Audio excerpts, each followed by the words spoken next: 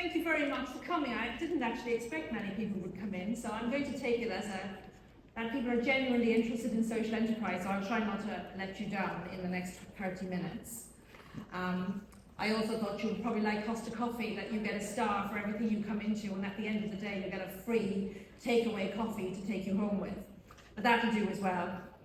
So my name is June O'Sullivan and I am the CEO of the London Early Years Foundation. So I'm going to talk to you about two things today really. One is social enterprise and two is the case study that I'm going to use is obviously our organisation, which is childcare.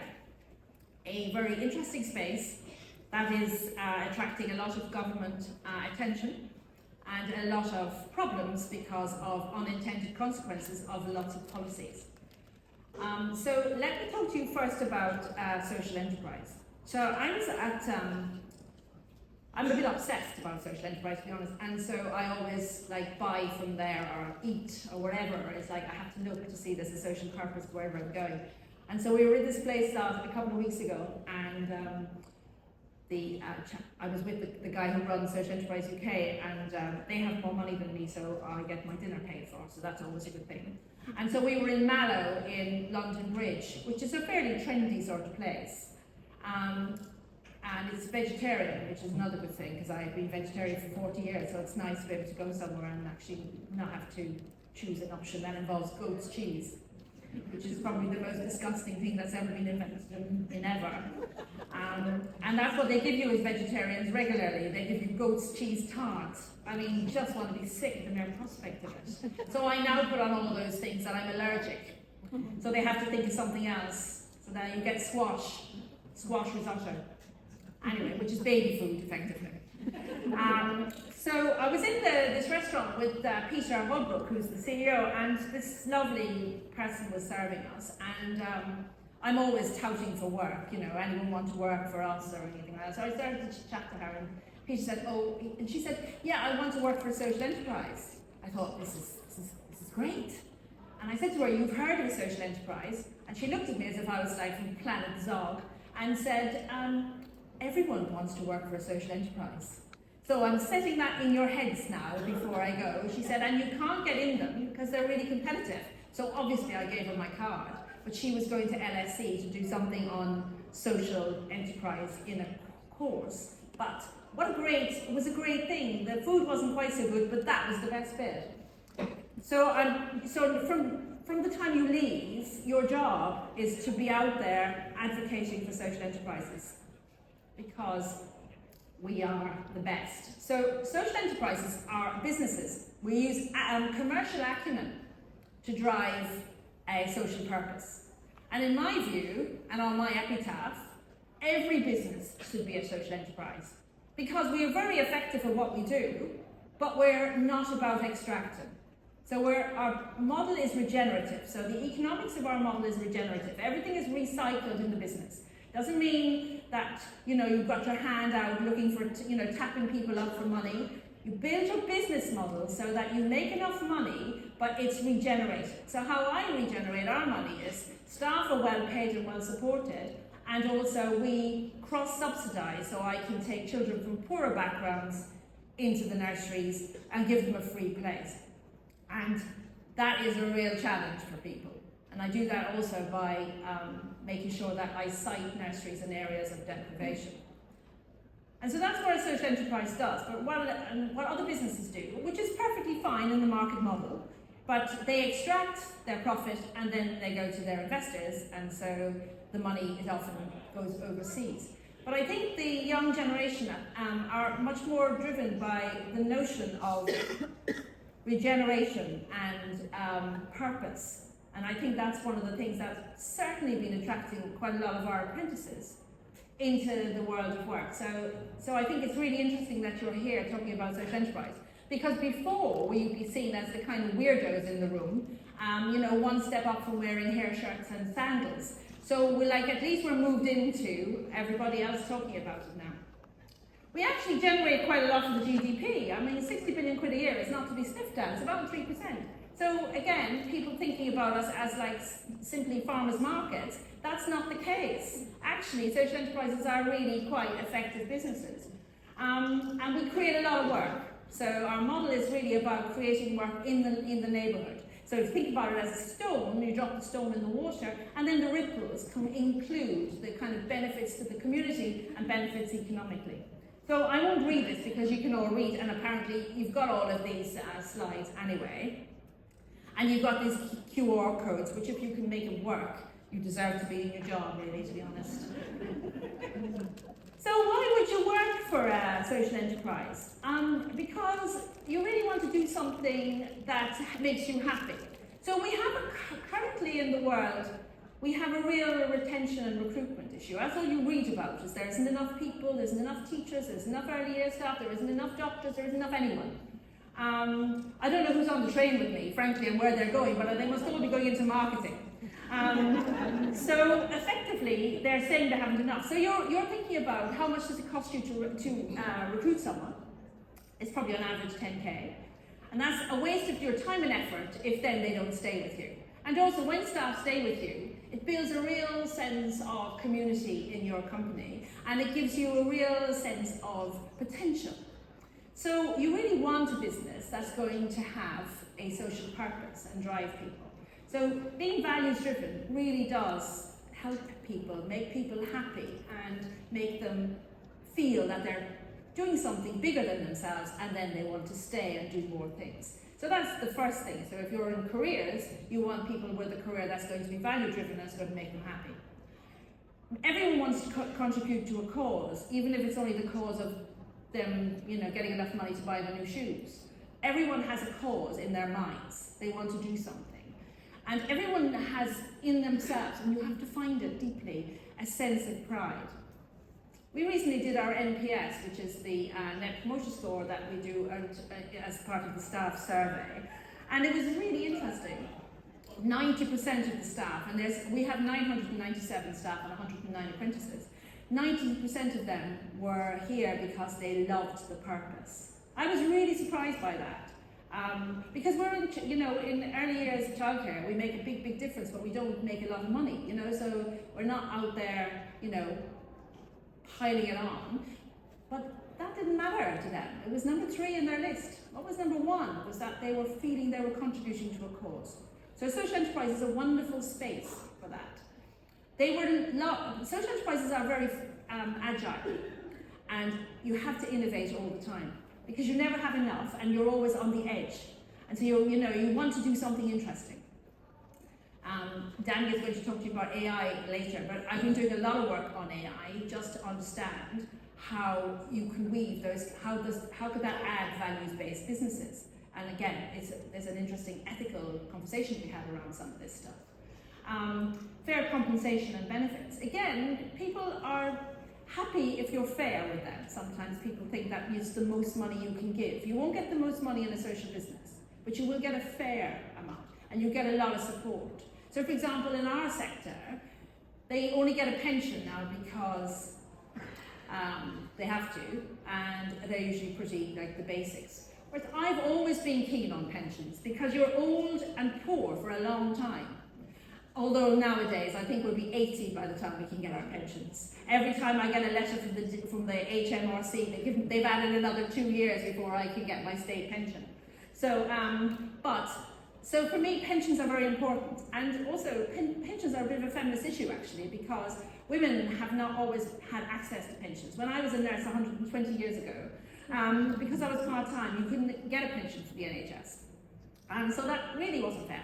So I was always keen. So our staff have always got a decent pension, which in a choopy world is nothing, but in a normal world, at 8% is actually quite generous. Everybody wants to have an opportunity to learn and grow, no matter what it is you're running. So not everywhere has got that opportunity. And so it's again about creativity. You probably won't be familiar with the world of social pedagogy, or you might, it depends. But if you're into social pedagogy, there's 3 things that drive people. And one of the main things is finding things that interest them. So if you've got people who are interested in, I don't know, flower arranging, you might think, well, what's that got to do with pedagogy or early years? But you'll always find a way. And when you find something that interests people, it really holds them. It keeps them sane, it keeps them involved. And one thing about social enterprises is you tend to procure from each other. So for example, there's a social enterprise that's based in Olympic Park called Bikeworks, and it's set up by a guy called Jim, and he wanted to encourage people to cycle. That was his thing, that's all he was worried about. And so he's been buying bikes, making bikes, supporting bikes. It's enormous now what he was doing. But years ago, he and I were down in the pub, and I said to him, I can't afford bikes at the moment, and some of our children can't cycle, and this is kind of important for us. And so he did a deal with me that he would get some big companies to do the training day, and their training day would be to make the bikes, and then he'd give them to us. So he's given us about 400 bikes. They're nice bikes, they're really decent bikes, but that means the children can learn to ride bikes. And as you know, children grow too fast, and so they're into one bike and then they're onto the next one. And then after that, we used to let them take them home, because then if you take people into the parks, what happens there is people are less frightened of being in the park, because everyone thinks they're going to be murdered in the parks. And so the more families that are going into the parks, the more they become less frightened, and the more you start to have an impact on your community. And that's all from one conversation down the pub that led to a load of bikes. And that is how social enterprises often operate. So that's really kind of interesting, and you'll be part of that if you get involved in it. There's lots and lots of social enterprise procurements happening. All our clothes are like sheets and shoe covers and bags, and because it's made by Fashion Enter, which is a social enterprise in Haringey, and they employ women who have been domestically abused, and they train them as seamstresses. And what they do is they use end-of-roll fabric. Now, I can't tell you how much waste is in the fashion industry. And end-of-roll is simply just thrown into the sea type thing, whereas now we use it for aprons and everything else. And so there's a whole, you're part of a much wider sort of ecosystem that is actually sustainable also.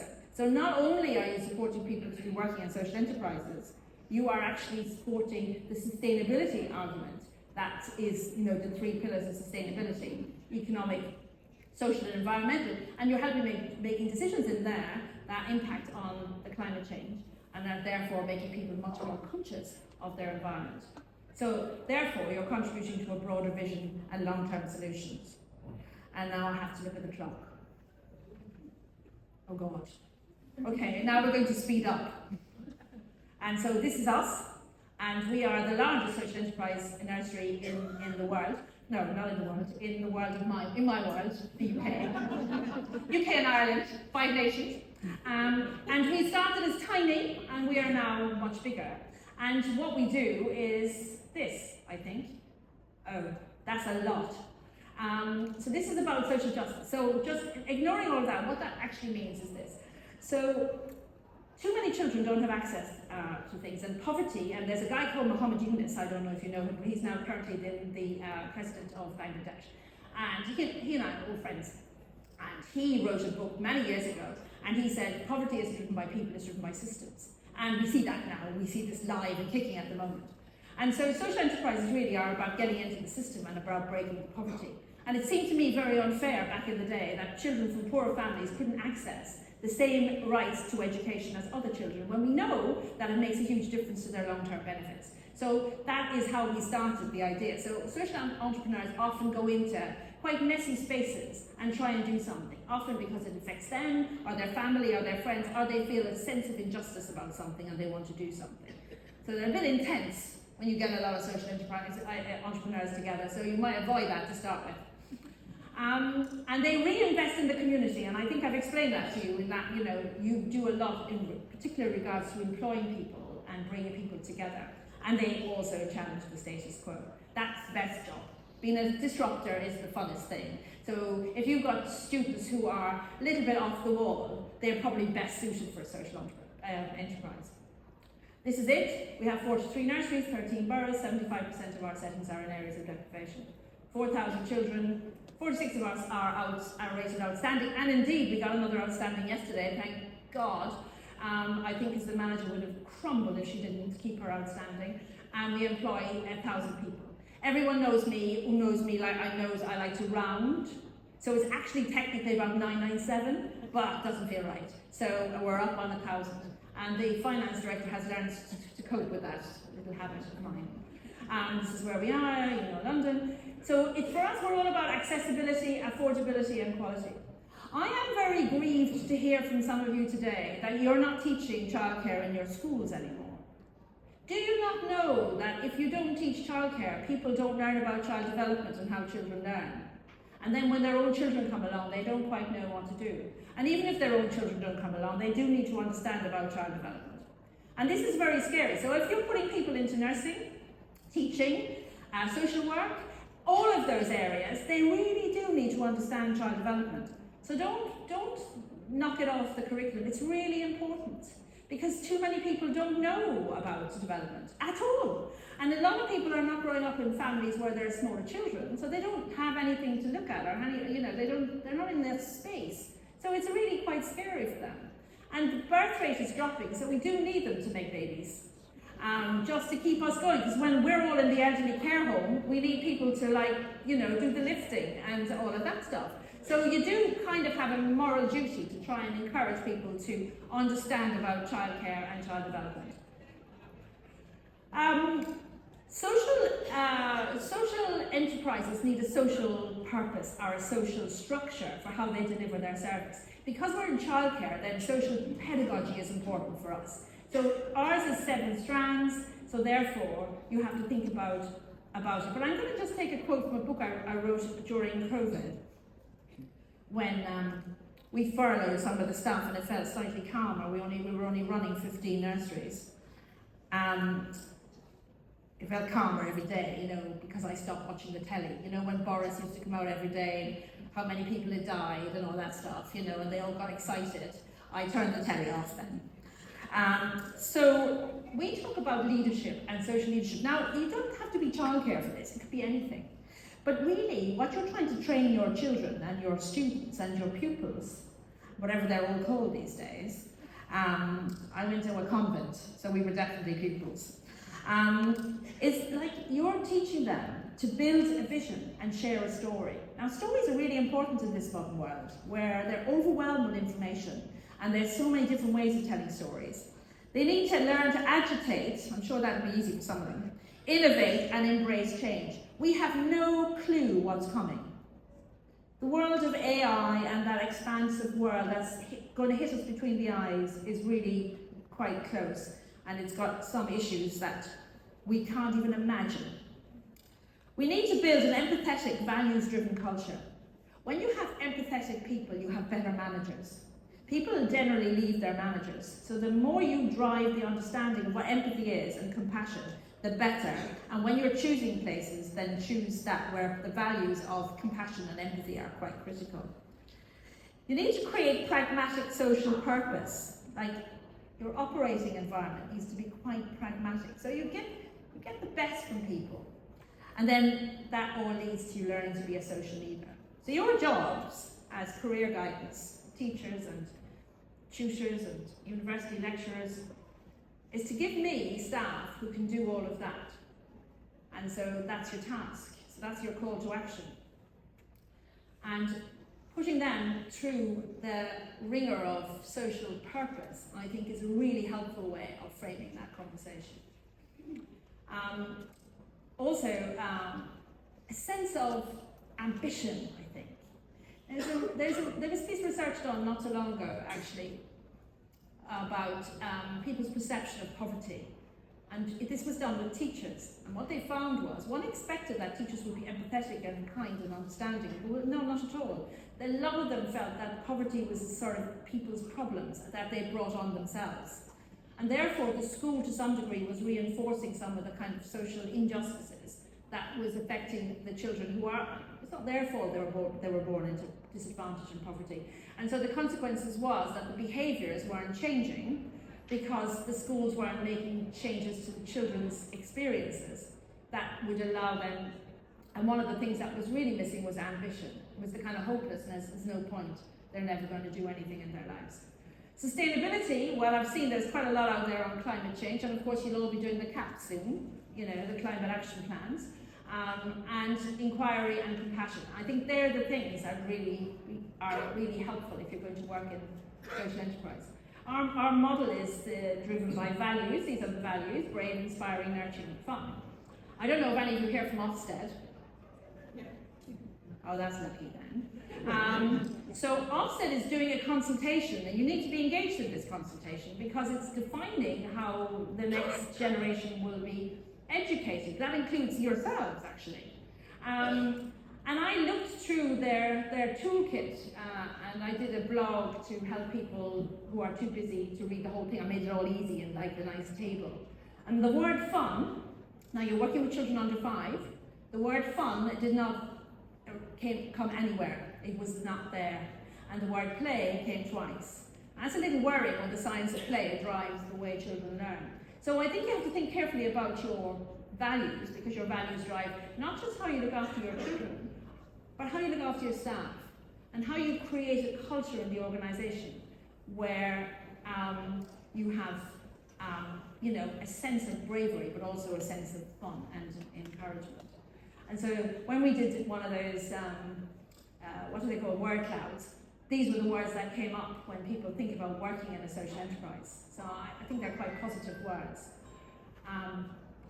So we also run the Institute of Early Years, if anyone's interested, and I just put that up because it's relatively new and you might be keen on it, but we'll do a lot of work on social leadership and research. So if any of you are interested in an interesting piece of research to work with us, we're very keen. We have a lot of apprentices and I'm trying to encourage them to become action researchers from the outset. We're doing some interesting work at the moment. So if you're having a very boring time in your world, you could liven it up by spending some time with the under 5s. So we're looking at risky play, mud kitchens, environmental stewardship, so the children really finding out what they dislike and they're using their cameras and taking photographs of their environment. And then we'll do an analysis with them as to what they don't like. So far, they don't like litter. They do not like litter. They're very offended by it and they're taking rather a lot of pictures of litter all around South East London, of which there is buckets, like you have no choice. So again, partnerships is one of the really big things about social enterprises, sort of working together, considering, thinking about each other, thinking about looking at different perspectives so that you drive interesting professional development. And we do a lot of research, so if you go on our website and you're interested in any of those things, this is important. So I love a chef, and we set up the first Early Years Chef Academy, because I don't know how much work you've been doing on the subject of obesity, but it is a very concerning space. And young children were the first to show it, and now it's spread out all across the population. So I decided that one of the things we could do is we could change obesity, but what you could do is you could look at what thing you could do to help. And I thought to myself, I've got all these chefs. If we train them to understand more about food, maybe they would then understand better, and then we could adjust our food menus with more information. And sure enough, that's exactly what happened.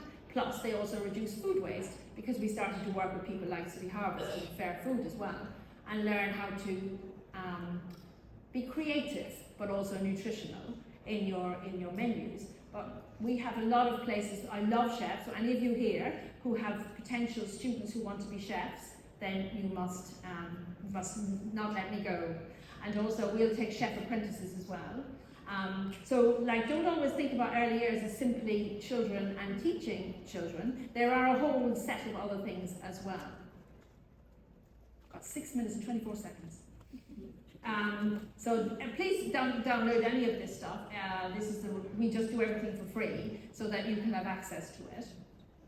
And then there's all these hoo-ha things, the QR codes, which apparently are on page 4 of your guidance, so you don't have to worry too much. But we love a man in early years, and there isn't enough of them. The government target for men in early years is 2%. I mean, seriously. So we've been working really hard of men in childcare, and I have about 8%, which is like 4 times the rate. It's still not good enough, but we're always keen on it. So any of you who have young men who are interested in children and child development, consider this for them. Consider them as an early years teacher. They're really good, and the children really respond well to it. And also, if you're running a business, businesses that use both, mixed gender in their teams and ages and backgrounds, and include people from all different cultures and reflect the community, have better profit. So if you're only driven by profit, that is a good enough reason. If you're driven by the fact that it's fair, inclusive, and the children benefit, then I wouldn't mind a few more men. They have to be good, mind, but you know, we'll give them a chance. I know, I feel for them sometimes because the women like sort of treat them a bit like a trophy or like a husband. So like I have to work with them. That's not fair either. They're coming into the early years teachers, not doing fixing everything in the house, you know? Like there's an assumption. Or thinking that they're good at football. Some of the men just don't even like football. And so it's like we have to work on our own perceptions and stereotypes as well. But when we get it right, the men do really well and the children do really well also. This is what we say, and I don't want to show you that now because I want to play this for you. So this is what the children think. So this is to cheer you up for the morning, okay? So when you have all the serious stuff to think about, here's a little joy. Dating the life of our teachers. Observations, cleaning, changing nappies, saying stories, saying after meal times, giving cuddles. Thank you, we love you. So that was done by one of our teachers in one of the nurseries in Blackheath, and I just thought it would just, and we've got 3 minutes left, so we're all right. I just thought it would cheer you up. Not that you're unhappy or anything, you don't look unhappy particularly, but you know, it's all very serious these days, isn't it? The whole world has gone mad. We're all hiding in Netflix at the moment because we can't cope with anything else. Because you just don't know where it's coming from. It's coming at you every which way. You just don't know. You go to bed in the morning, you come up and you wake up in the morning, this whole craziness has gone, come from some parts of the world. And so, therefore, we have this early years student hub. This is apparently the most important thing, QR code, because you get all the resources and everything else. So please consider social enterprises for your students, but also please consider early years as also an option for you. Do think about the men in childcare and the chefs and the bikes and anything else you can think of. And I'm now going to hand over to Danny. Oh, he's there, thank God. Who's going to talk to you about everything to do with AI. Thank you very much.